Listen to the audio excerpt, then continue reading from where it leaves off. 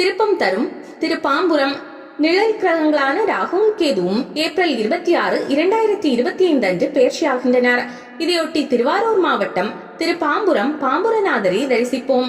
ரிஷபம், கடகம், சிம்மம், கன்னி, துலாம், விருச்சிகம், மகரம், கும்பம், மீனராசியினர் இங்கு தரிசனம் செய்ய வாழ்வில் நல்ல திருப்பம் உருவாகும். கைலாயத்தில் சிவனை வணங்கினார் விநாயகர். அப்போது சிவனின் கழுத்தில் இருந்த பாம்பு ஆணவத்துடன் நான் பலசாலி என்பதால் தான் முதல் கடவுளான விநாயகரும் என்னை வணங்குகிறார் என கருதியது. இதை அறிந்த சிவன் கோபத்துடன் நாக இனத்தையே சபித்தார். உலகை தாங்கும் நாக இனத்தின் தலைவனான ஆதிசேஷனும் நிழல் கிரகங்களான ராகு, கேது உட்பட அனைத்து நாகங்களும் சக்தியை இழந்தன.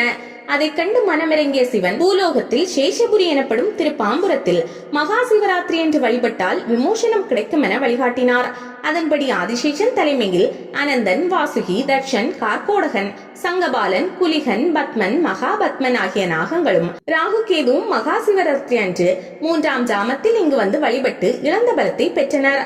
பிரம்மா, இந்திரன், பார்வதி, அகத்தியர், அக்னி, கங்காதேவி, சூரியன், சந்திரன், கோசங்கட் சோழன் ஆகியோரும் இங்கு வழிபட்டுள்ளனர். ராஜகோபுரம் 3 நிலைகளுடன் கிழக்கு நோக்கி உள்ளது. எதிரே ஆதிசேஷ தீர்த்தம் இருக்கிறது. மூலவர் பாம்புரநாதர் கிழக்கு நோக்கி நாக ஆபரணம் சாத்தப்பட்டு காட்சி தருகிறார். வண்டு சேர்க்குழலி அம்மனுக்கு தனி சன்னதி உள்ளது. ஞாயிறன்று ராகு காலத்தில் அர்ச்சனை செய்தால் போதை பழக்கத்திலிருந்து விடுபடலாம். கால சர்ப்பதோஷம் உள்ளவர்கள், ராகு கேது திசை நடப்பவர்கள், கடனால் அவதிப்படுபவர்கள் இங்கு பரிகார பூஜை செய்கின்றனர். ராகு கேது தோஷம் தீர நாக சிலைகளை வன்னி மரத்தடியில் பிரதிஷ்டை செய்கின்றனர். அப்பர், சம்பந்தர், சுந்தரர் இங்கு பதிகம் பாடியுள்ளனர்.